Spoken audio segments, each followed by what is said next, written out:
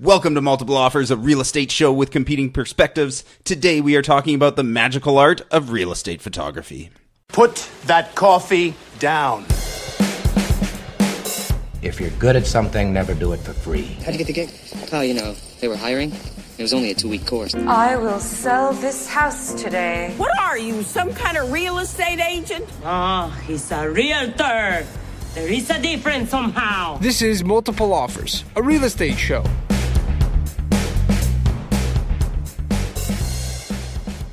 We are back. Today we have a special guest. Danielle Dobson is here from Realfoto. They've been in business for 35 years. They started over on the island, but now they're here in the Lower Mainland. They are a one-stop shop for realtors doing all of their marketing with photographs, floor plans. You said, Danielle, there's Matterport and we don't everything. do Matterport here, but we do video here, though. Oh, no Matterport here. Sorry. Okay. For our listeners, Matterport's like a virtual tour thing. Good enough for the island. Yeah. What episode is this? Is this 20? This is 20. This is exciting. Ooh, episode 20. What's going on, Jer? What's happening with you, man? Well, not too much. I broke my cell phone screen last night, which is like... It's always a sad moment. Did you have a case? Yeah, I got a case. Yeah. But I think I weakened it from all the other drops. Yeah. And it was I just clipped. I'm like walking past, ready to go to bed. I'm just walking past and I clipped the wall and it just knocked it out of my hands. And didn't even think anything of it. Put it in my pocket, go upstairs, plug it in. And I'm like, wow, my phone's completely shattered. So you obviously have AppleCare. Yeah. AppleCare and a case. I think I've got both. Do you have AppleCare? I was debating whether I was doing because I even bought the case from Apple, so it was like probably $150 for this thingy. But I was like, I don't need AppleCare. If I have a case, why would I need AppleCare? But your case is AppleCare. Yeah, but I think I have both. But apparently, and this is a pretty skookum case. Like it's got folding flaps and your phone case looks like a wallet. Yeah, it's got a lot going on. So you'd think it would be pretty immune to the 1 meter drop or whatever it was, but evidently not. So now I get sharp. We still make it work for a while.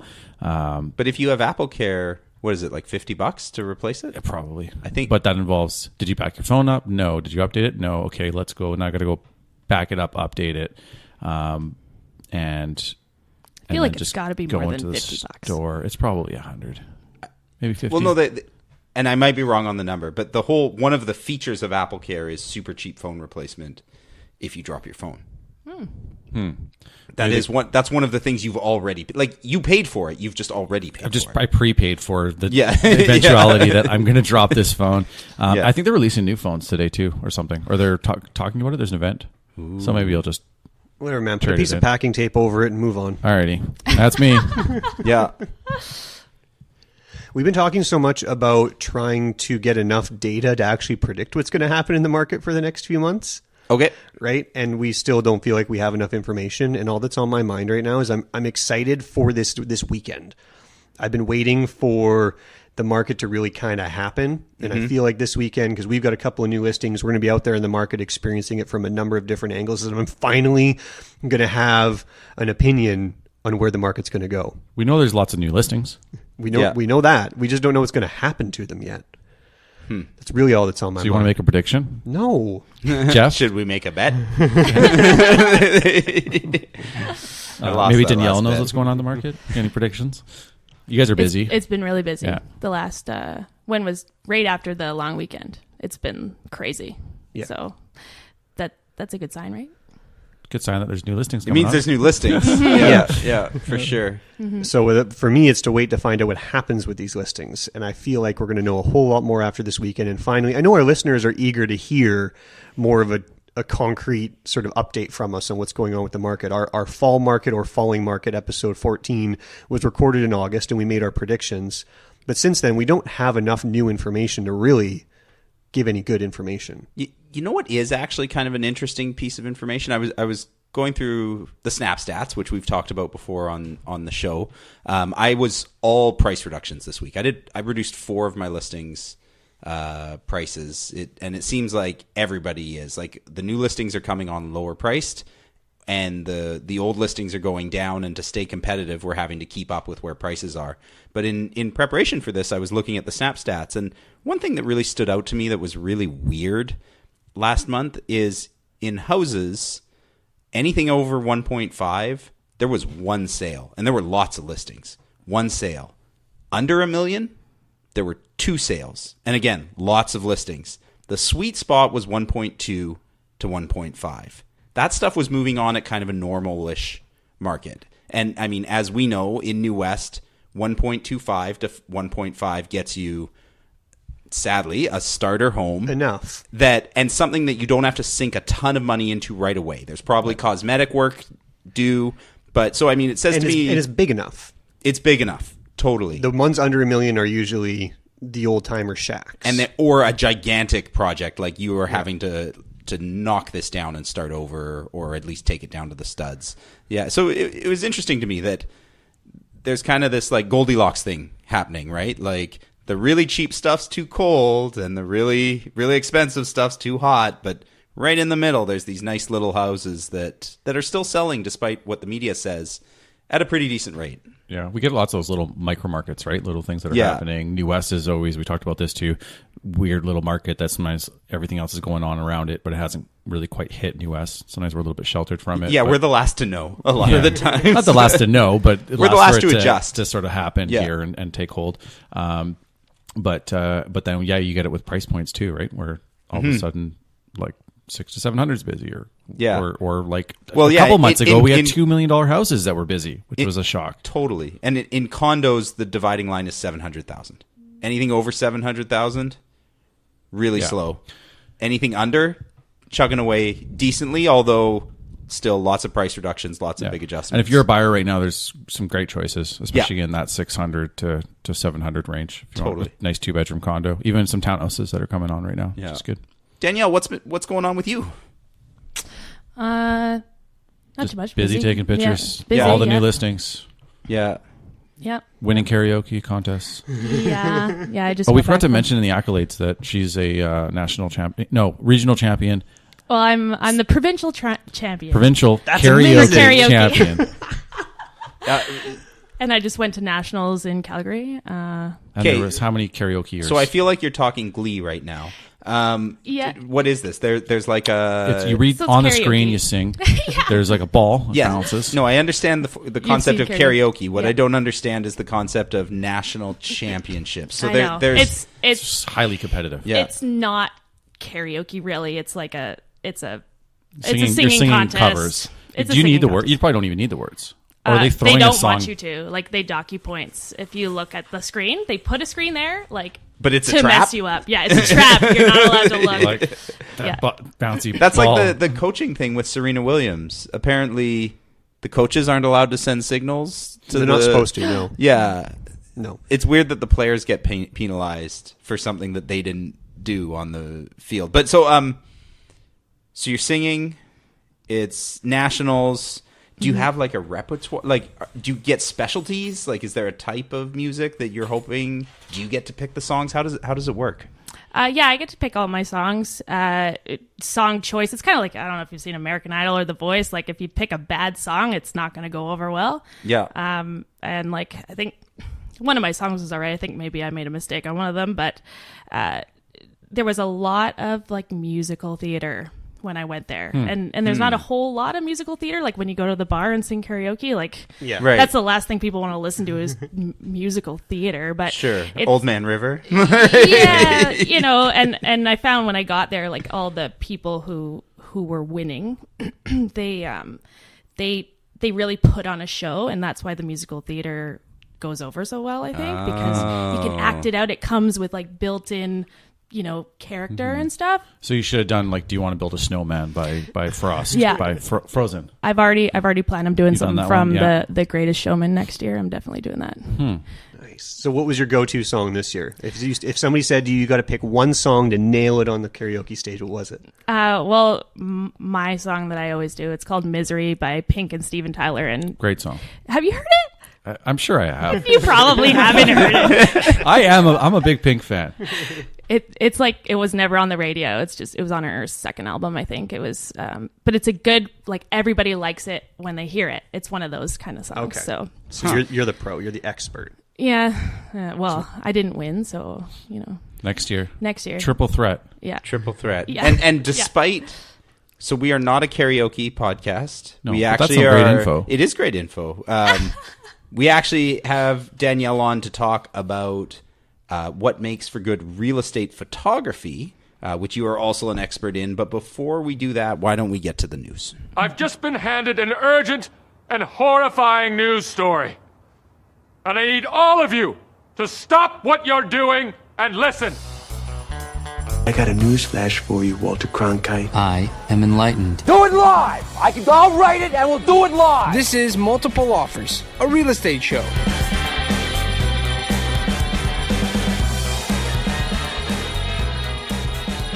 Today's news is not from the province, Danielle. It's from Huffington Post. Not the Sun? And before we started recording, Danielle is somewhat of a regular listener, which I think is so awesome. She took a few shots at Matt before we started recording. She has very definitive opinions on my news sources. I've heard the news. It's where Matt reads the province. It could be worse, though. It could be like Metro or 24 Hours. Hey, I get quoted in the Metro sometimes, so that's a really classy paper. Okey-dokey. Today's news comes from our local New Westminster Record. But it's news that was reported in a number of papers, but it's because they're all speaking to their own region. They talked about home ownership rates were accumulated. They took 4 census polls from 2001, 2006, 11 and 16 and showed the increase of home ownership rate or decrease of home ownership rate in 100 different cities in Canada. So New West stands out because it is in the top 4 for growth. In the whole country? Yeah. Out of the 100 cities that sort of qualify for gathering this data all across Canada. So what does this mean? People that were renting, there's lesser renters. There are fewer renters today than there were in 2001. The biggest jump was from 2001 to 2006. It went from 48% rentals to 54%. So this isn't necessarily sorry, within 48% home ownership to 54% home ownership. So when they're talking growth, because the headline makes it sound like last year we were the highest growing. Were we still the best growth last year, or is this over a longer timeline? So the numbers that are crunched are saying from 2001 to 2016, so a 15-year period, what was your growth rate? It's a little tricky. Yeah. Yeah. So you get different numbers now. So for New West, it went from 48 to 54 to 56% in 2011 and 56% in 2016. So according to the census, we had no growth for 5 years from 2011 to 2016. The biggest jump was 01 to 06. So that's the actual facts behind it. And then the interesting thing is that a 48% home ownership growth is the 4th lowest out of the 100 cities. Sorry, 48% home ownership rate. So in Canada, 48% is the lowest. 4th lowest out of those 100 cities. There are some cities in Ontario that are at 90%. Yeah, but what does it all mean? 90% of people who live in the city own? Yes. Those must be like rural cities. They're smaller towns for sure. Yeah. The bigger cities have higher rental rates. Like Montreal is like 36%. Right, okay. Does it mean anything to us? I don't know. You tell me now. Is it following the sales, the market picking up? People had a rental. They said, I'm going to cash out, sell it, turn it into, and an owner buys it. It's kind of weird when you actually look at it and realize it's over a 15-year period, right? Yeah, the timeline makes it less relevant than the headline. Yeah, so we've added a ton of housing. Like Burnaby increased at a similar rate to New West. They were two that kind of grew the fastest. So we added a lot of housing, and it turns out that housing that was built, a lot of it was picked up by new home owners, right? Rather than renters. Okay. Right? Versus City of Vancouver that increased at I think probably half the rate. So City of Vancouver obviously has added a ton of housing as well, but because of, I think, a lot of the investment type folks who were buying there, a lot of it went to the rental pool. I'm just thinking new development, right? Yeah. Because I don't think a lot of new rentals are being built. It's condos that are being built and then are rented out. We've got new buildings getting built, but I would think in terms of actually what's getting built for just purely residential, might only make up like 20%, maybe. It's rentals. I'd just be making up a number. It's just an educated guess. So it's another one of these news stories where the headline makes us think one thing, and then we look at the information and realize that it's totally different. Makes That's sense. the news. Let's. So was that not as exciting as you're hoping, Geoff? Yeah, it was a little. I mean, I'm glad you talked about it because we had talked briefly about the headline, which we had both seen, and the headline was a really exciting headline. I was like, how can this be with prices so high that homeownership is rising so fast? But it turns out they're not measuring over the same timeline as homes have been. Yeah, I'm a little disappointed now. You're a little disappointed. Yeah. And I guess that's it when we talk about this, when the stats come out on sales, and this is census information. Census information is from 2016 that only just got released. So the data is a year and a half old.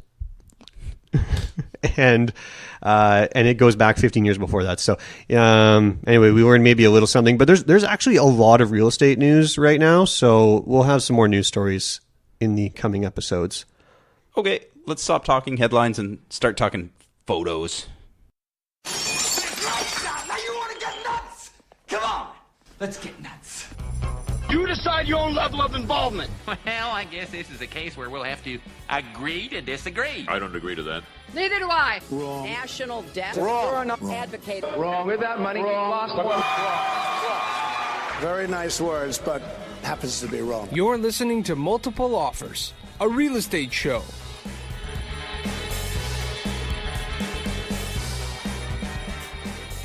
So I think everybody has seen absolutely awful real estate photos. I feel like there are multiple talk show guests or hosts at this point who are using embarrassing real estate photos as just funny topics.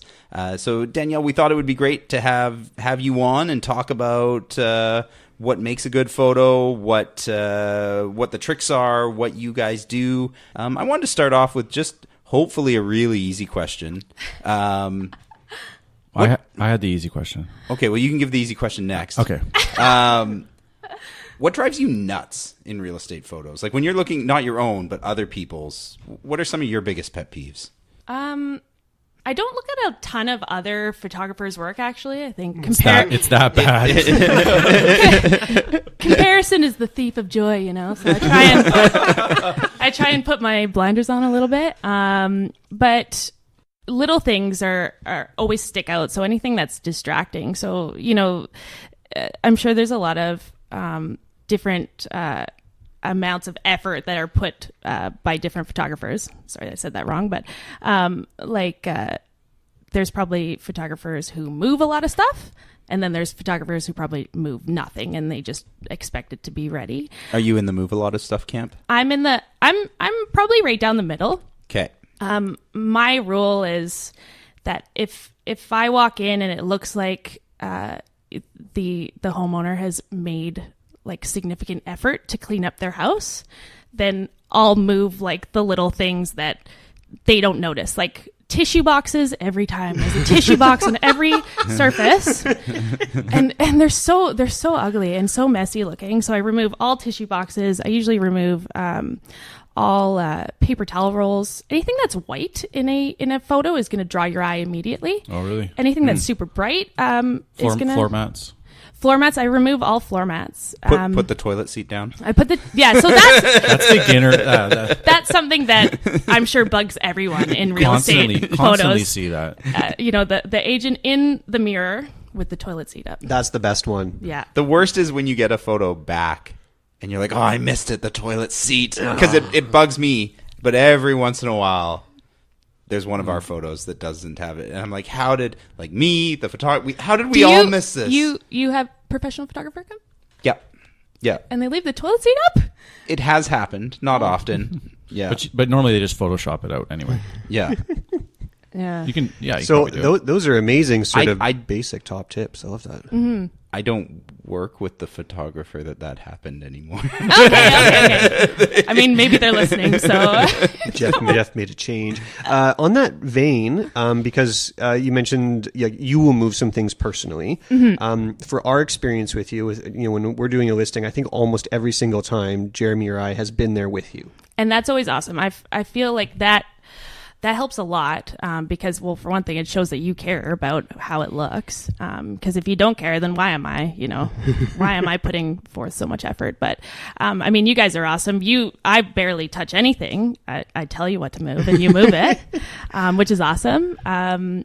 So if we weren't there, which we never expect to be, but for the properties that you walk into and the agent isn't there and the homeowners may be listening and they think, okay, some photographers may move a few things or may not. So you move the little things that you think might make a big impact to the photo. If she feels like the homeowner made an effort. They have to earn her. Yeah. So like, I have a threshold. So if I walk in and it's just there's clutter everywhere, like there's laundry, your cereal bowl's still out. Exactly. Yeah. I can tell that they made no effort. Then I might not even move a tissue box. Like I probably will still move the tissue boxes because I hate them. But well, it takes a lot of time too. You got other appointments and there's slotted time for that appointment. So if you're going to get all those pictures, you're not a cleaner. So that's a main thing is I'm not a maid. I don't get paid enough to be a maid, unfortunately. Like if I had maybe 5 hours per shoot, I'd clean your house for you. But I don't have that amount of time. So is that normal?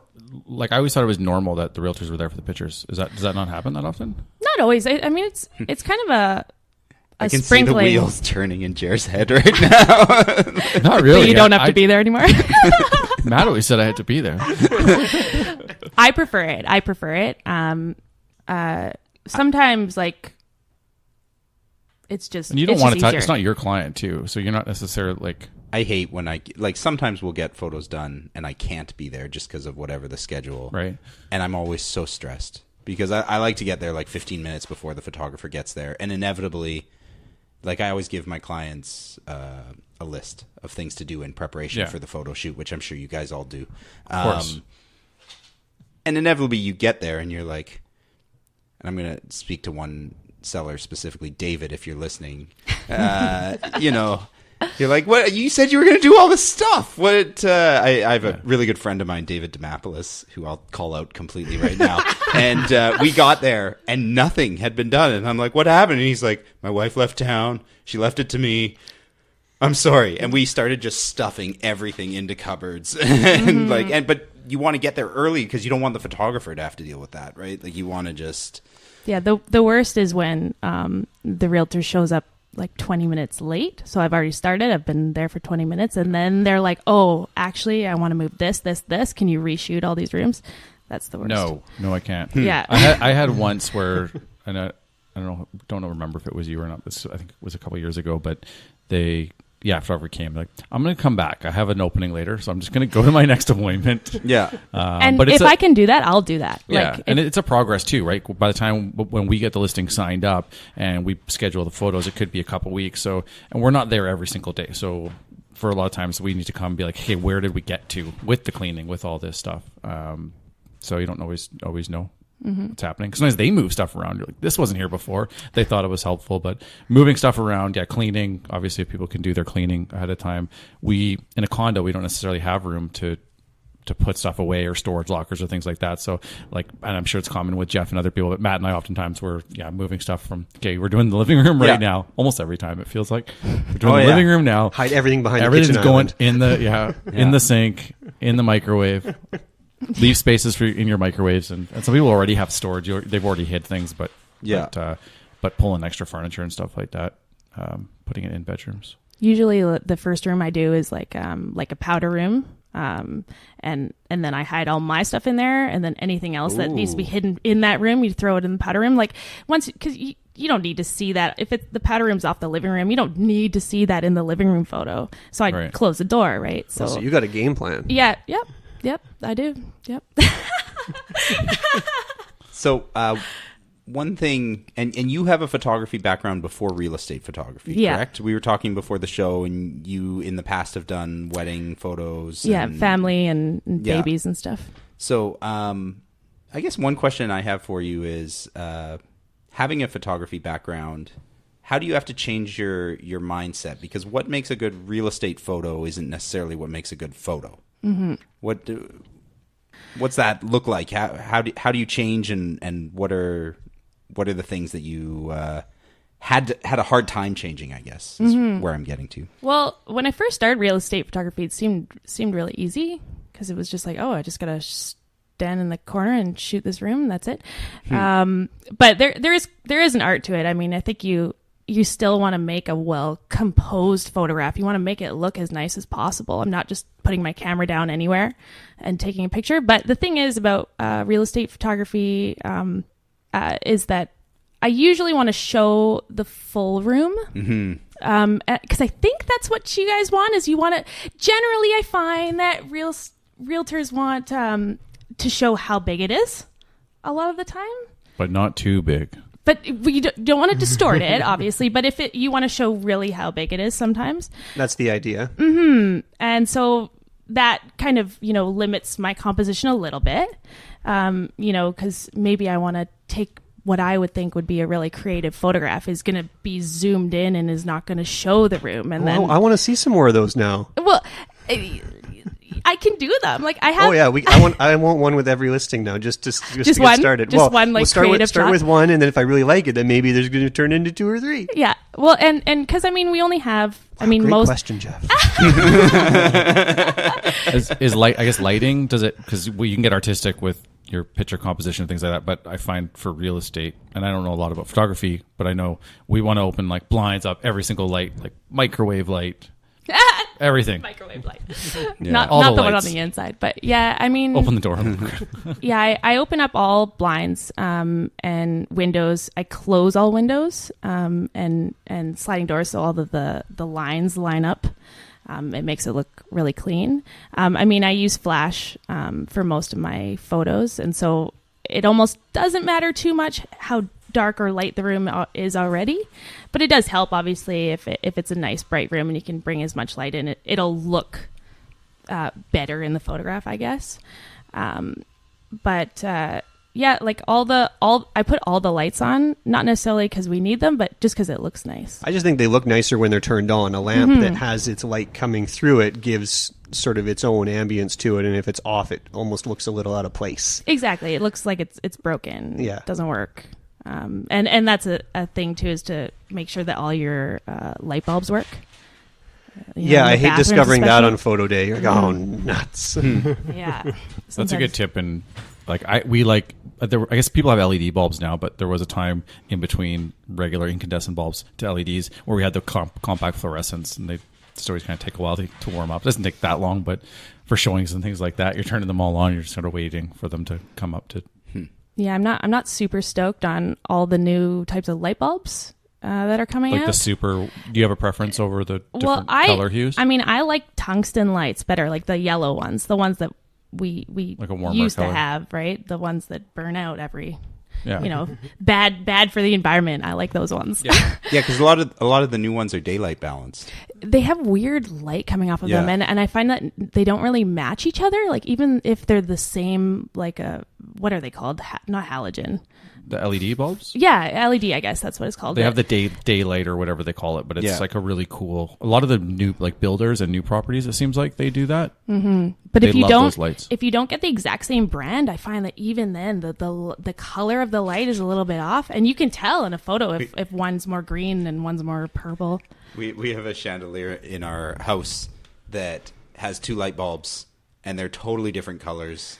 Yeah. And every time I look at it, I think I should change that, and then I forget about it, and then you brought it up, and I'm like, oh yeah, I need to. and maybe to just when you're in the room, in real life, you don't notice it as much, but in the photo, the photo really picks up the different kinds of white balance. The camera picks it up. So on that vein, what else do you think the photo picks up that you don't notice just living in the space, the naked eye, when you're standing there? I find that there's always a few things that you maybe notice even more than us shooting stuff that really the photo picks up that we don't see. Mm-hmm. Well, I think a lot of people forget how low I am a lot of the time, right? So I when you look at a room, Matt and Jeremy, you're super tall. You look at ridiculously the room, tall, and we saw the dust on top of things. Yeah, exactly. Fans, everything. And all the stuff that's on top of this dresser, and where my camera is, it's down by my waist, basically. And I'm not going to see on top of that dresser, but I do see under your bed. Right. And so I find like, people make this beautiful room, all set up, and then they have like this white Tupperware thing underneath their bed, and I can see it. And, sometimes I try and push it to the back. It's already full. Everything's or full under it's there. full and you just can't, and I can't move it. So, so getting down low to like a waist level, like get down on your knees and look at the room and then see what if there's anything distracting. Right. So under furniture. So when you're standing up and you're walking through your room, you think your coffee table is all good, but if you get down a little lower, you realize you can see all these dust bunnies underneath, or there's a big mess of something or other, and the camera's going to pick that up. Yeah. I noticed like mattress, like around we're talking about beds, but even just like having some of the mattress showing, if it's not completely covered, it's kind of like another little pet peeve. Yeah, I don't like seeing like box springs and mattresses. Like make sure you get an extra long fitted sheet, something so it covers. Yeah. I mean, I always say that the lens, when I'm talking to my clients, like the lens is unforgiving. When people are looking at these real estate photos and they're well lit and it's high resolution, they're going to see everything in this room if they feel like. And a lot of times people assume the other way. They're like, oh, okay, well, you won't notice that in the photo. Yeah. So you mentioned, Danielle, that like whites really pop out, right? Anything else like that? Super bright colors. I find like, accent colors are one thing, but, if you've got a bunch of, I don't know, like you've got a big red chair. Like I photographed one listing once where it had this huge like red chair, and your eye just went straight to it, where the realtor was like, can you like do something about this chair, like make it look less red, because it's just it's so loud in the photo. So you kind of have to think about loud colors. I find most like neutral colors look best with a little bit of an accent kind of a thing. But interior design people are always kind of taught like pop of color, and new construction, everything's like a grayscale. I think a pop of color is fine, right? Like a pillow or a throw, maybe. Pillows, yeah, exactly. But maybe not a big red chair. So if we've got a big red chair, somebody is listening like, oh, I have a piece like that maybe will dominate the photo and distract from people. Just remove it from the room. Take it out, yeah. Find a different chair, yeah. I find also, you'll probably notice if you look at like staged rooms, most designers use low profile couches and like glass coffee tables, or really minimalist coffee tables, and it's because bulky, like if you look like bulky chairs, big comfy, the kind of couch that you actually want to have in your house, like they're usually not good for photos. You want something that's like uncomfortable and like really like minimalist and low profile, like lower to the ground is usually better, like not with a high back to it for the couches.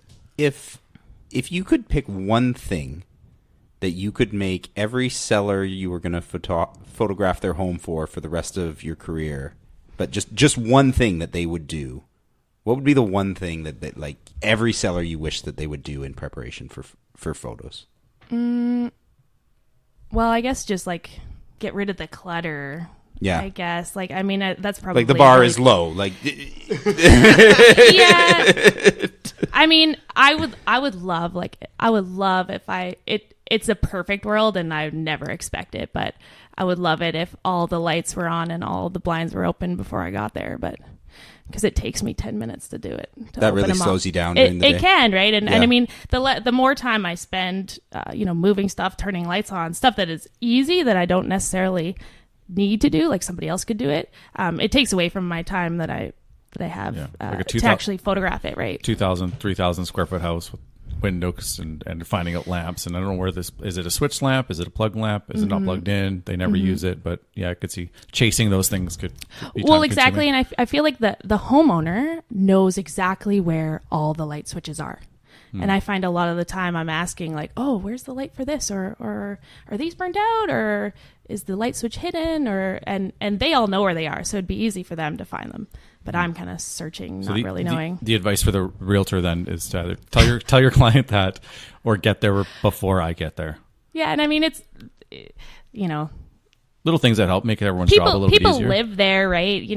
You're kind of like intruding into somebody's life. Like I feel like I'm really comfortable in other people's houses because I do it every day, but I'm sure that people are not comfortable necessarily with me coming in. We've had so many conversations about how weird it is how comfortable in our job, and I'm sure your job as well, we get just walking into somebody's home, moving things around, turning on lights, opening doors. Like it becomes very second nature very quickly. I'm moving your shampoo bottles. Yeah.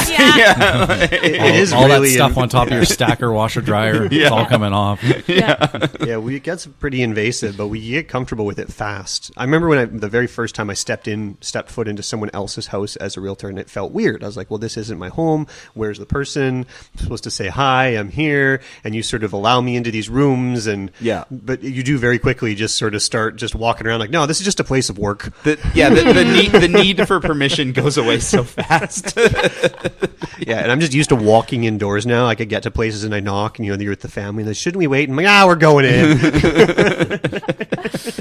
You get really comfortable with other people's stuff, and so I'm sure I think Jeremy's example is the best. I mean, you talk about how clutter is one thing, blinds and lights. I mean, probably in every house, you move soap bottles next to the sink and put them in the sink in the washcloth. Yeah. And the shampoo bottles in the bathtub. If it's a really nice looking soap dispenser, I'll leave it. That kind of stuff. If it looks like it's nice and it's meant to be there, but anything that's got a branding on it, I don't want that in there. And So I have an off-topic question. So were you working for both Jer and Matt before they teamed up? I think so. I know Matt for sure. And Jeremy, I did. I did a couple for you, Maybe. I think, before you. I was campaigning pretty hard. You were campaigning pretty hard? There's a lot of different companies that do the photography. Yeah. Photography. Okay. A lot of them are bigger than us, too. Yeah, and a lot of them, I found I was having inconsistency with them where it would be one guy one day, someone for the next shoot. Now all of a sudden, I don't know if it's the guy's skill level or he's got different equipment, but all of a sudden, my pictures are coming out significantly different. The lighting, things were just different about them. And that's problematic. And it came to a point where I need to, potentially reshoot or get someone else in, things like that. And And that's how I sell myself to people too, is that I'm the only photographer over here. And we go from Abbotsford all the way to West Van, and I even have gone to Bowen Island a couple of times. Yeah. And it's always me. So it's always me that you're going to get for your And we were photography. joking around before about how Matt and I there's a little bit of fear there because Realfoto, big company on the island, they do really well, expanding over here. Matt's been using Danielle for a couple years now. I've been with Realfoto since before Danielle joined, but yes, we've been working together a long time. And so we're kind of airing this out there in the world. You're giving away your secret. Yeah, our fear is that Danielle is going to get so busy. We're not going to have that we won't be able to just, have, we'll have to then make these specific requests every time that says, hi, Realfoto. The sacrifices you guys make for this show is so impressive. Well, it doesn't matter because in the future, if they end up having to hire 3 photographers, we're still just going to insist that it's Danielle. So I actually we got really derailed there. My question is, so you've worked with both the New West guys. How would you describe the different styles of working with Matt or Jerry? I thought you were going to ask her to pick a favorite. Obviously, I was really tempted to do that. And if I knew Danielle better, I would have put her on the spot, being like, if you could only pick one New West guy. She's going to be loyal to Matt because Matt was there first. Yeah. No, I like y'all. Jeff, I even like you too. Shameless. But that actually does lead to, and you don't have to talk about them specifically, how we're different. Do you find working with different realtor styles, does that affect how you do your job? Oh, definitely. Yeah. I mean, I think I try and customize, the experience to each realtor the way that they want it to be. I have some realtors who are really, really hands-on. Like you guys are pretty hands-on, right? There's more hands-on than us? Yeah. Oh, yeah. Like, and then there's Who's some... this agent that's more hands-on? Jared took that as a challenge. I can see that in his eyes. I mean, there's some realtors I think who would just rather like I just hand them my camera and they take it. Like they're that kind of micromanaging on the photos. Danielle, a little bit lower. Can you just a little? Can you tilt a little to the left? Let me see that. Let me see your camera there. Do you mind? Let me go through those last 3 shots. Which here. is fine because I honestly don't mind. Oh, I would hate that. That actually happens. They're like, oh, I want it exactly like this. Yeah. And I mean, it makes there's not a ton of that, but just different. I have to think less. I'm like, you're going to do all the thinking for me? Sure, like that's fine. It makes my job pretty easy. But and then there's some people like, I mean, I have a few realtors who they always just leave the key for me, and the place is empty, and I go in. Whatever's there is what you get. Yeah. Well, we had a good talk when we first started working together where I explained to you that it was really important to me for my listings that the photos were an accurate representation of the property. And I didn't want you to overstay, make the room look too big. Get the big fisheye lens and start. I didn't want people to walk into the listing in person and say, wow, it looks so much bigger in the photos. Yeah, the first feeling is disappointment. That is not where I wanted to start. So I want it to be where the photos look fantastic, but they're not overstating things. And we had that conversation, and I knew you totally got it from the very first time we worked together. And that's part of what I like about the consistency too, is you know that. And you may have other agents who say, hey, Danielle, you make this room just look really big. And that might be their marketing method, their strategy. It's just different than mine. And you've got to accommodate that from one person to the next, I imagine. Do you get that? Because that's a great question, because I think the public thinks that agents do that all the time, that they're trying to make it better than it is. Is that something, do you ever get like, hey, could you make this look as big as possible? Sometimes. Yeah, you do? Okay. I mean, you guys you're in New West, so a lot of your places have a nice view out the window or off the balcony, and you guys are like, don't zoom in on that river, like make sure it looks realistic. The public knows, like, look at this river view. It's like, why is that tugboat huge? Like, is this right beside the water? No, it's just like telescopic lens. Yeah, and look at the river view. That's actually between two buildings. I have some people who are like, I need you to zoom in on this, and it's like the view's like this tiny little postage stamp in the distance, and they're like, make sure you zoom in on anyone. You snuck in between two buildings to like grab that little piece of the view that's off in the distance. Yeah, right. And I mean, like, when you're there and you're looking, like, maybe you can zoom in with your eyes. I mean, you might as well just walk down to the river and take a picture at that point. Right? But I mean, I know I have one realtor out there where he says that if I send him a photo and it looks too good, he takes it out. Yeah. And he's just like, I don't want people to think that it really looks that good when I know it doesn't. Yeah. So, That's good I mean, advice, though. Yeah, I mean, I don't think I have too many people where like, just make sure that this looks just so much better than it does. Although sometimes, because your pictures look great, and if you have someone that gets disappointed, it's hard coming back from that. If this place looks like a magazine and I get in and I touch, my feet feel gross. Everything about this apartment feels gross, but that wasn't conveyed in the pictures, and that's not your fault. You just take a nice picture, and it might be something that isn't showing up on the camera, and all of a sudden they're getting a totally different picture about this property. It can be hard to get back from that. Yeah. I have a follow-up question to that is about lenses, right? So, we went through a phase in photography that wasn't necessarily interior photography, but the fisheye lens kind of had its moment in the sun there for a few years. You're talking about skateboard photography. Yeah, but it found its way into almost everything. And we've seen it in real estate photographies where it's like, why is that sink concave? Like it actually in the photo wraps around, and it's amazing. So I know you don't use like a fisheye lens, but what's the line there where you get the width of the room? Because I know, there was a time before we all hired photographers where we would take our own photos, and it was the lens that gets you the extra width. So what is the right lens that kind of gets this done without ruining the photo? Oh man, I'm giving away trade secrets. Oh, don't tell. Okay, you can keep. You don't have to tell if you don't want to. No, well, I mean. We don't use a fisheye because we use a lens that makes it look like you're there. So what your eye actually sees, that's the kind of lens that we're using. Well, that's basically fantastic. Yeah, right. Like, and I mean, if you go and try and shoot the room with your cell phone, like that's not a wide angle lens generally, and the room looks tiny, and so you still need something that's wider than what your phone is, and so I still want to show it. It's such a good description, though, to say that it's representative of what the eye sees, because that's exactly what we're going for. Well, exactly, right? You want to walk in and see that it is what it is, right? I didn't realize how much there was to like lenses and things like that. But there's so many different types of lenses little details. Mm-hmm. I mean, I think sometimes, like every now and then, I'll still zoom in a little bit on a room if it's like, I don't know, like the walls just look super long or tunnely. Like sometimes you get that tunnel look. Sometimes I'll zoom in just a little bit more, just because even though that's what you see when you walk in, it's still a little bit like doesn't look quite right. Doesn't look, yeah, you know. In a picture. When your brain adjusts when you're seeing weird stuff, right? Yeah. Mm-hmm. Like it looks like The Shining. Yeah, I don't know, Danielle, if you got Jeff's background, he's giving you some fancy composition words and he knows all, he knows all the F stops. No, I'm not. I have a film background. Capilano or I went to VFS. okay, yeah. Cool. I almost went into that. Yeah, I didn't like the hours. Is that why you're not in it anymore? Yes, that's exactly the day I realized I was going to go into real estate. I realized I hadn't seen daylight all week.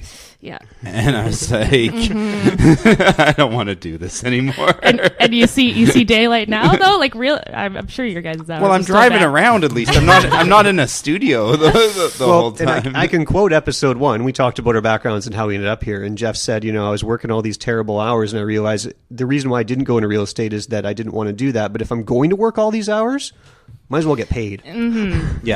Yeah, for sure. And be working with people. Before we move on, is there anything you had wanted to talk about that we haven't given you a chance to yet? I think I covered most things. Or anything we should have asked you that we didn't? Well, I have one question that was on our list that I know Danielle kind of got ready for. Okay, let's do it. So one last question. I asked Danielle just in all of her experience doing real estate photography if she has a horror story that she wants to tell.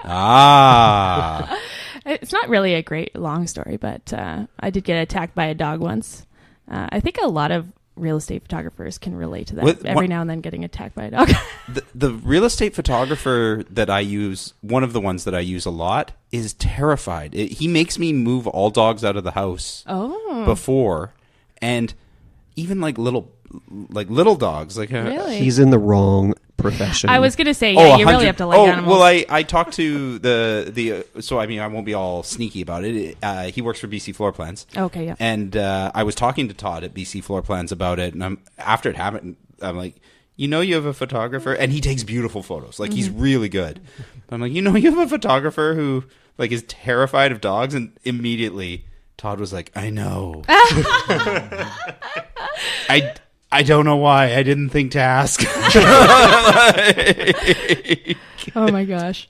Yeah, I mean, I love animals. I mean, I'm sure you guys know. Yes. I just like go crazy every time there's a dog in there. It's my favorite part of this job is getting to meet all the resident animals. It's like, I love it so much. But, and like, even if a dog looks mean, I still want to like go and pet it and make it like me, But this one dog it was like a border collie, and I was walking into this house, and there was like maybe an electrician who was like walking out, and he was like, "Watch out for that dog," and I was like, "Oh, okay," and there was like a 14-year-old kid like holding on to the collar of this dog, and you could tell the dog was like, barking and trying to lunge at me.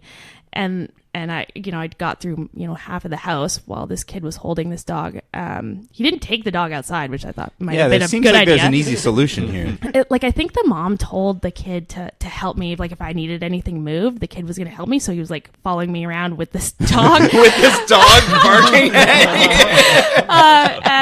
and then like he just like let go of the dog at one point, and it lunged at me, and it bit my leg. Oh, no. But I was wearing really thick jeans, thank goodness, and it like put a hole in my pants, in my like, favorite pair of pants. It didn't break my skin. Like, so he just got the pants before the kid like grabbed the dog back again. The kid didn't say sorry, nothing. I was just like, okay, like let's get this done and let's get out of here. So most people are more responsible. Did you send them a bill for your pants? Or no, I didn't. I didn't want to do that. Danielle's so sweet. I know. I don't like. I didn't get hurt, right? So every real estate photographer I think it's got to have one cool story like that. Yeah, I've heard of. There's one of our colleagues got attacked by a cat. Yep. Oh. Oh, she got like really attacked by a cat. It was really bad. Like mauled. Yeah, it was just a feral cat. Oh. Yeah. Like was it a in the pet news? Though, it was or? so bad. Oh, what happened? I think the owners had taken in like a street cat, and the cat went nuts. Oh. It was having a bad day. They didn't have a good interaction. It wasn't good. And it was made the news, eh? It was, it was because the injuries were pretty severe. So visually, it was a good story. Wow. But I mean, that is a good point when it comes to photography and bringing you in or bringing anybody in, right? People who have pets have to be considerate of that and try to make sure that it works, because you're going through every single room of that house. Yeah. And every room is going to be presentable that day, and it's not necessarily the time when the homeowner leaves or the pet leaves or whatever. You know your animal and whether it's going to be okay with strange people being in the house or not. Like, I get a lot of like, oh, my dog doesn't like anybody and he likes you. And so I think it matters a lot if the kind of attitude you have, and if you are an animal person, I think the animal is going to know. If you go in really scared, potentially that dog's going to know. And and yeah, exactly. If you know that your dog's vicious, maybe keep it away from the photographer. Wow. All right. That's a good closing note. Check out the big brain on Brad. How's that working out for you? What? Being clever? Who knows where thoughts come from? They just appear. You're listening to Multiple Offers, a real estate show.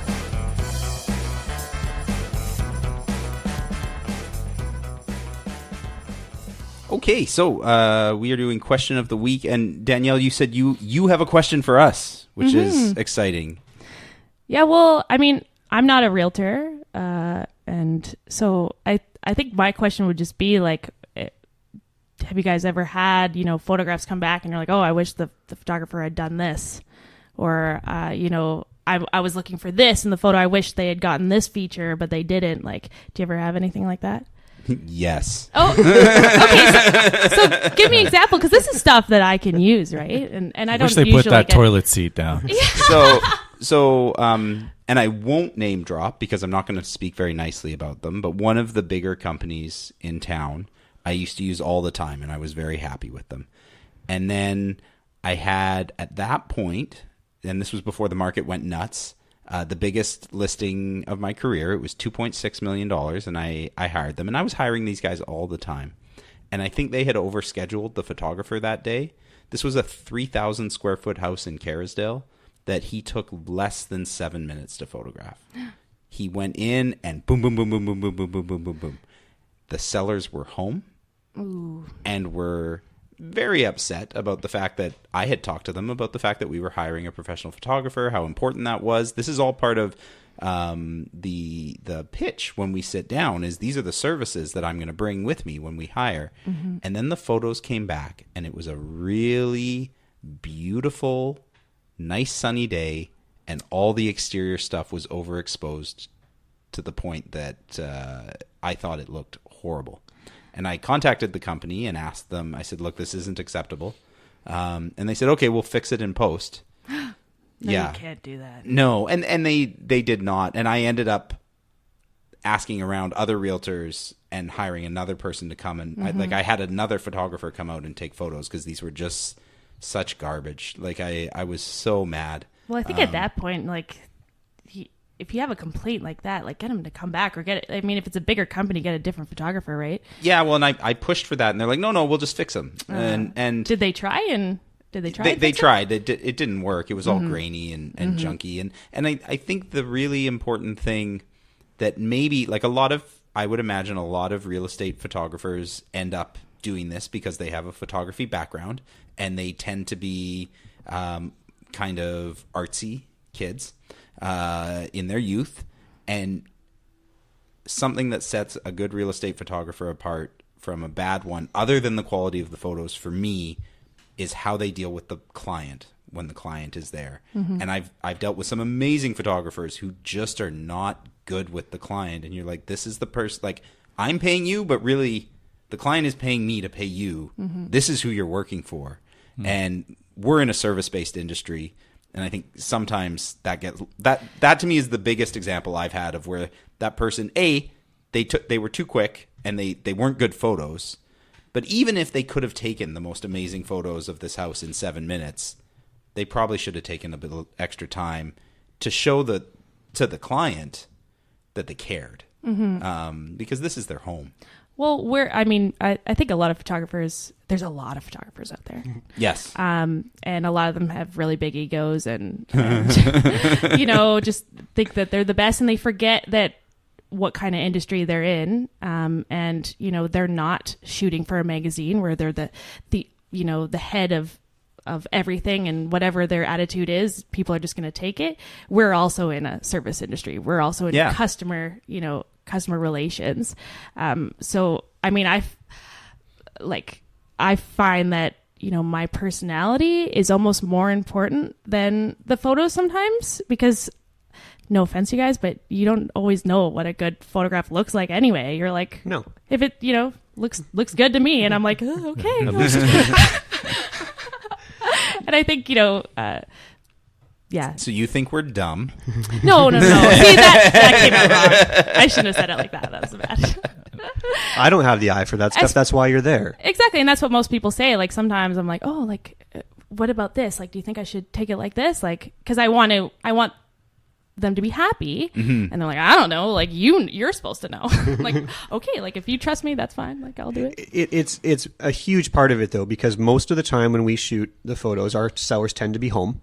It just, because of the circumstances, somebody's home that day and they're there and they're just sort of around, and Danielle's interacting with them, and it's an important part of it. Yeah. And it's a huge part of why we insist on only having Danielle if ever there was another photographer, right? Yeah, like, I'm nice, right? I don't have a... I'm not ever mean to your clients, I don't think.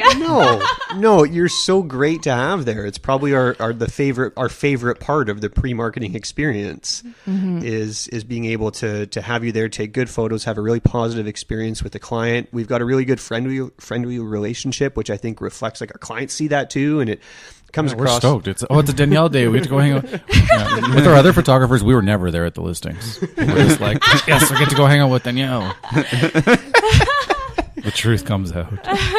So that's I agree with you 100%. Personality is huge, right? And now the finished product, there are a lot of photographers out there who can put out a good finished product, but if the experience was negative, you know, that still hurts us in our profession as the realtor, right? Yeah, and you're less likely to want to hire them again. Yeah. I mean, for me, the negative experiences I had with photographers were before you and I started working together, and that's essentially the direction that I shared with you when we first met. Was I want the photo to be an accurate representation of the home. I don't want you to overstate the view by zooming in on certain pieces. You know, those were the negative experiences that I had before, or lighting, or just making sure that I have a chance to talk to you to say, do you think that we should open the blinds, or do you think we should, you know, maybe move this over here, over there? And I will happily be just your slave during the photography process. You have the eye for it. You just say, Matt, move that over there, move this over there, move that over there. It'll look a little bit better. Happy to do it, right? Yeah. And that's what I want, right? Is I want you to come in and bring your professional opinion and make it the best that you think you can. Can I have a question of the week for Danielle too? Go for it. Sure. This is your show. Oh, yeah. Co-host. Yeah. Even though you wouldn't let me do the intro this week. Back off my Kool-Aid. One of these weeks when we have a guest spot filled for Geoff when he's away.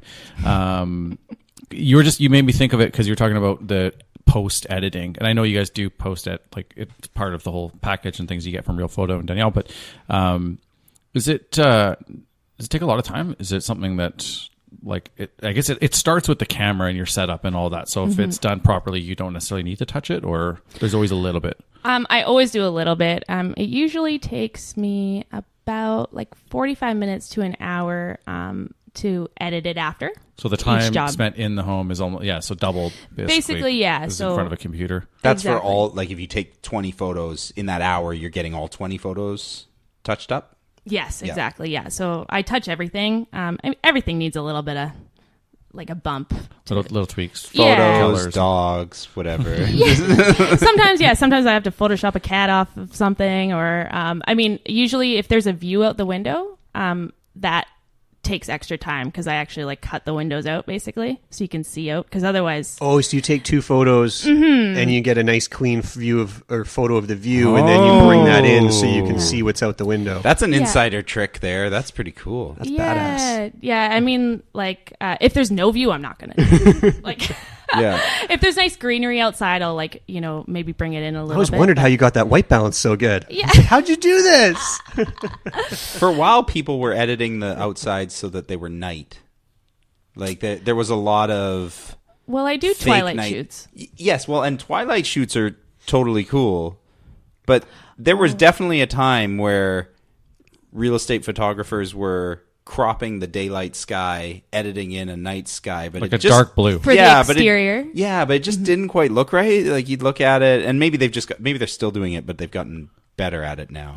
Yeah, I think I've seen it. I mean, I don't really do that. I've seen blue sky edits where all the pictures are like same cloud, different angle. I think same cloud. Jer, I'm pretty sure you were the one who pointed it out to me. You're like what's wrong with this photo? And I remember coming into your office staring at me like, yeah, something's wrong with that. And you could go to that agent's listings, their whole catalog, and every it's house the same sky. has the same sky. Little cloud. We I don't usually Photoshop like skies with clouds in. But you do have a catalog of sky. Only if it gets requested. But I will make, like on a cloudy day, I'll make the sky blue because you kind of get rid of the white and put blue in. That's another trick. Yeah, wow. All these tricks. But yeah, I've seen that going around where it's like a fake Twilight shoot. Yeah. And so it's basically like the photographer doesn't have to come back at 8 o'clock at night or 9 o'clock at night, and they just like Photoshop in a night sky, right? And that's the way to do it. But it's nighttime. It does. You're looking at it and you're like, there's something's not right here because the lighting, right? The lighting on the house is different. Favorite time of day to shoot? Type of day? Rainy, overcast, bright, sunny, nighttime, twilight. Magic hour, happy hour. Yeah. I think like for the inside of a house, it almost doesn't matter. Like I think a lot of realtors like it when the sun is shining in and they can see the sun like on the floor, right? Like that kind of gives it away if it's a really sunny day out. But if it's a really dark and dreary day, that's always something to fight against. But what can you do? We live in Vancouver, right? No doubt. So, but I think I look for a 3 to 4 day consistent block of sun and book my photos well in advance. Yeah, that's Matt, what I do. That's what Matt does. He's like, does I Matt was checking actually the weather. do that? He does. That's real. Yeah, we totally look at the weather. Yeah, yeah. And I think that's important. I think like time of day I find that the best photo, especially if it's a sunny day, is when the sun is pointing onto the front of the house. So instead of it being behind the house, because if it's behind, the front is in shadow, and it's like I can edit it and with a bunch of different frames, I kind of Photoshop them together, but it's not going to be as nice as when the sun is shining straight on the front. So consider the way that the house faces and try to maybe choose an appropriate time of day that gives you a chance. Yeah. That's what I would recommend for time of day. That's cool. All right, top tip. Okay, top tips. Good stuff. Well, thank you so much for all that, Danielle. That was awesome. No problem. Turns out the question of the week, you asked us questions, and we just got into and then we just got into a bunch of stuff. More, but it turns out a lot to talk about. That's been really helpful for me. I'm adding even more stuff to the arsenal here. It's fantastic. Good. Okay, so our next segment is going to be Storytime. It's story time with Jer. Great story. Compelling and rich. It's not always my story? No, it's not always your story. What if Matt has an awesome story to tell? Well, he can tell it to me or write it down and I will paraphrase. This is Multiple Offers, a real estate show.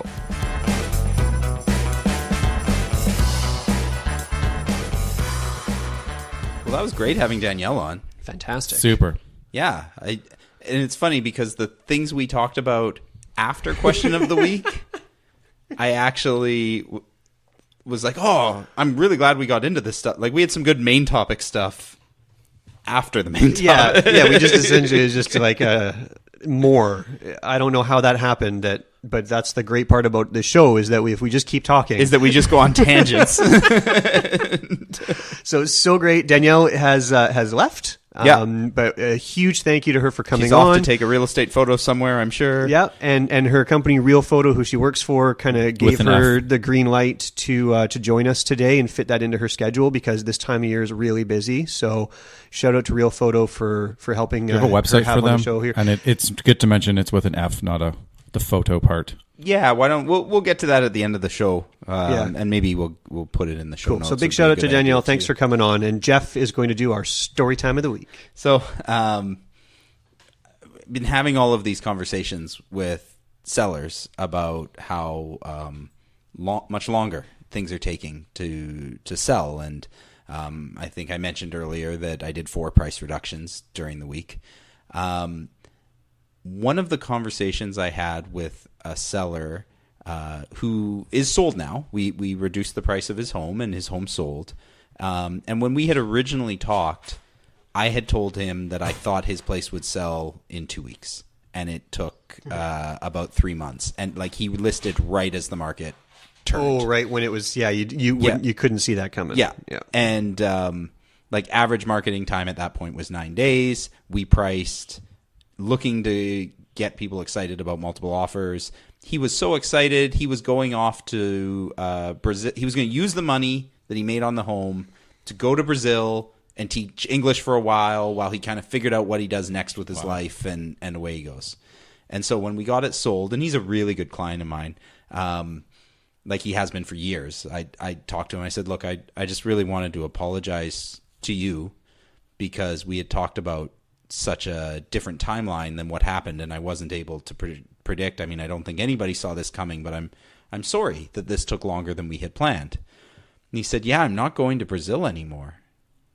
And I was like, oh no, this ruined his Brazil trip, and I'm feeling just awful. You're wearing it right in that moment. Oh yeah, like and I think you guys probably, this is something I bet you your average person doesn't know, but most realtors that I know, I don't know if everybody is like this, we wear our clients as stresses. Like that's part of when you list somebody. Like you take on whatever their reason for selling. Big time. Our job is to make it as stress-free as possible for them. But we know what the objective is, and we want that for them. And the opposite side is that we're taking on the stress. Totally, 100%. So, and he can see it on my face that I'm in pain about this. And he goes, oh, no. It was a really good thing. He's like, you taking too long to sell was the best thing that happened to me. And I'm like, what are you talking about? I'll take it. And he goes, the company that I was going to be teaching English at in Brazil, the owner of the company has been arrested. There's some sort of like secret, really backwater stuff happening through this company. Like the company was a front. I was going to go over and teach. The whole facility got raided. Everybody's under examination who's a part of it. I had no idea, but like I was walking into a gigantic disaster. And because it took us just a little bit longer, everybody got arrested and shut down I got there. He didn't have to look down the barrel of a rifle. Yeah, and he's in Brazil. Yeah, and he's like, so I'm not going to go to Brazil. I feel like that was a bad omen. I'm going to go teach English in Japan, which seems very safe for a couple months, and then figure out what I want to do. But I just thought that was insane. That's a crazy story. Was that in the news? Like a thing that happened? I've never heard. Probably not. I don't know. I mean, I would think that there's a lot of corrupt stuff that gets busted. Those raids in South America are far too common to make our news cycle. Yeah. Okay. Yeah. That's just the course of business. Yeah, I think we get very spoiled up here in North America that stuff like that is very common in other parts of the world. Yeah. Well, good thing that he heard about it, knew that he shouldn't end up going there, and that he knew it was all for the best. And as is the objective in the end, happy for the outcome for him, right? Yeah, for sure. That's awesome. So I think that's probably going to wrap things up for the day. As always, I hope you guys enjoyed this. If you did, please think about leaving us a 5-star review on iTunes. You guys who are leaving reviews and who are sharing this stuff, we really appreciate it. It's working. Yeah, and if you guys want to get a hold of Matt or Jer, you can reach them at thenewwestguys.com. If you want to get a hold of me, Geoff McLennan, I am at realestatenewwest.com. And if you're a realtor out there and you thought that Danielle sounded like she's awesome and you wanted to get in touch with her, don't do that. You can look up Realfoto, but photo is spelt with an F. Matt, do you have a website for her, or should they just Google her? Well, you want to go to Realfoto. You don't go direct to Danielle, and they're easy to find on the Google. But we'll put it in the show notes, and you can go there. They've got a really good platform for booking your appointments and all that stuff, and showing all their services. So super easy to find. And floor plans. We'll put it in the notes. All that stuff. Okay, and perfect. Big stuff coming down the pipe. And next week,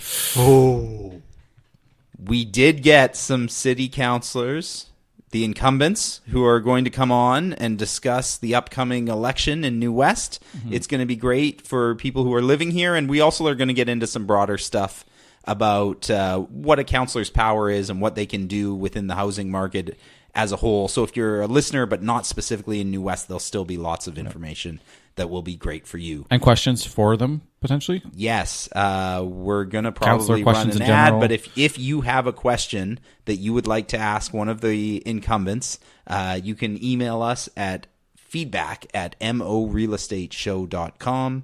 That's feedback@morealestateshow.com. And one other thing to mention, are we altering the release? Because it's been a little bit of challenging to get schedules lined up for counselors and things like that.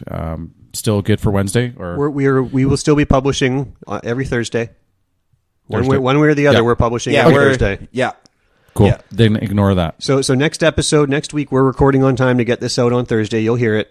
And we're just really looking for your input coming in before that. So we got some good questions. And we're going to keep it going. There'll be more and more municipal election content as we lead up to the October 20th election. Awesome. Thank you guys very much. Thank you.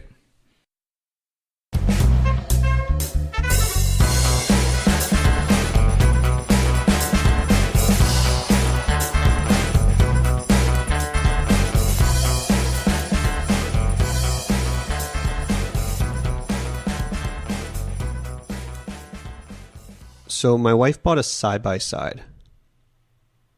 Do you know what that is? I'm tempted to make like a dirty joke or something. No, what's a... They've got all sorts of weird different names, but I think around this region we call it a side-by-side. It's like those enclosed dune buggy type things. Oh, cool. Yeah, so some people call it a UTV instead of an ATV. So whatever it it's is. like an ATV, but two people? Yeah, so you sit two side-by-side. Right. And you drive it with a steering wheel, gas pedal brake, but it's got a roll cage. But otherwise, it's all just open air and all the rest of that. And it's not like it's an 800cc engine, which is smaller than like some motorcycle engines. Right. Right. So it's just it's good for cruising around the trails and climbing over rocks and all the rest of You it. using that up in Tulameen? It's up at the cabin. Yeah. Yeah. So it's kind of like this big family upgrade where it's a huge thing now where I can ride my motorbike and then one of my kids rides her motorbike and then Liz and my other daughter are in the side by side. So we're a 4-unit. You guys are starting your own little Mad Max army. Yeah. Basically. Yeah. It's super fun out there because it's we call it motor hiking because you get out as a group, you pack up some stuff and you go out for the day and you just explore different trails and areas you can't get to by car, and it would take you an entire day to walk there, like to hike. Yeah. So Beautiful, like hidden lakes, Cool. views, all sorts of crazy things. Yeah. We found, when I was up there, we went and found the actual coal mine. Well, it's a mine. It's not a coal mine, I It's found not- out, but I can't No. remember what they're mining. Yeah, I mean, stuff that would take you a long, long time to walk up there. And Yeah, so it's kids kind zip of a on big up. family upgrade. We're going to do all sorts of outside stuff. What I really discovered, though, was when she bought this was how much work it's created for me because we don't have a garage for this thing. So do you leave it up in Tulameen, or what do you do with it? Yeah, it's going to live there. It's just now Yeah. I have to build a garage. Oh, cool. You're not taking clients out in it. Yeah. No, so now I've got a whole project where before it freezes, because it turns out concrete's no good because it's water. Oh, so you've got a timeline. So I've got a very tight timeline to get up there because it's in the mountains to get up there and build a carport to protect and secure this thing before the winter comes. What do you do with the other vehicles right now? They fit in the shed because they're smaller. Right. But this thing's like 10 feet long and a little over 6 feet tall. It doesn't go in the shed. What did where did you get it? Like, is it used? Is it new? It's brand new because in Tulameen there's a shop that sells Can-Am ATVs, side-by-sides, and Skidoos. So it's a Can-Am dealer, and it just happens to be in Tulameen. It's always worked out for them because it's such an ATV mecca, and it's a big Skidoo area too because it's kind of connected to Coquihalla Lakes where a lot of the snowmobile guys go. So you come down there, you buy your machine, and you can actually just drive it straight out of the parking lot like your snowmobile and just up into the mountains. And the other thing is they do service and repair there, but they only service and repair their stuff, their brand. So we had another ATV that's broke down a couple of times, and it is a seriously huge hassle to get this thing fixed. So we said, okay, you guys win. Anything we buy from now on, it's going to be Can-Am. Smart. Yeah. So now that you're a little mobile gang up in Tulameen, what have you learned since you started doing all of this ATVing and roll caging and exploring. That you can go a whole lot farther on a machine than on foot. Yeah, like you're really getting far. Oh, I love there. it. I joke that I call it motor hiking, but I love it because I can hit 4 different peaks in a day instead of hiking to one peak and standing there and enjoying the view. Did you do this stuff when you were a kid? No. Did Liz? No. So this is new to everybody. Yeah, I've always wanted to kind of dirt bike, but I only really learned 3-4 years ago. I was always jealous of kids with dirt bikes when I was a kid. Yeah, so it's been really great. I love just the outdoors part, but dirt biking itself is physically and mentally challenging depending on what kind of trails you put yourself on. You put yourself on a flat road, it's not hard. But you want to go to narrower, more difficult trails, and it's a big workout, and it's mentally challenging. You try to choose your lines, stay focused, do it the right way. So I enjoy all that part of it too. It's a fun hobby. And if you don't have proper boots, it's very demanding on your body and your skin, and my ankle's all torn up right now. The blood in your body inside. I wasn't wearing the right boots last week. Hot, sharp, pointy bikes falling on ankles hurts. Can the kids do the harder trails? No, we do the simple stuff with the kids on the bike. Yeah. So they're not doing the black diamond. Correct. We're on the green runs right now. Okay. The bunny trails. They don't call them that. I know. Okay. Actually, they do rate difficulty on dirt trails. Oh, okay. I know at like off-road parks and things, I think they actually do that, but on Forest Service roads. Well, not Kettle if you're Valley on Mountain Road. Yeah, no, it's not mapped, so these aren't rated. But you can typically tell on the way into the trail how narrow it is in the first thing you see. Are there little like social media communities for people who are enthusiastic? So can you find people who are like, oh, this is a good spot to go with the kids, and this one actually is probably too difficult if you kind of get up into this area? Or definitely, yeah. There's chat groups. I mean, kind of like Jared, who's a Jeep with the guy. Jeeps, they have the forums, and they'll be like, "Oh, there's they take away your Jeep if you don't like salute each other as you drive by, right?" They do. There could be like, "Hey, has anyone been up this trail? Where's the snow line?" That happens up where Matt is too. Yeah, can you get through? Oh cool. No, the bridge is out. Whatever. People just chatting. Like, okay, we'll go somewhere else. Huh. Okay, well, one of these days we'll bring you all up. We'll go for a car ride. Sounds fun.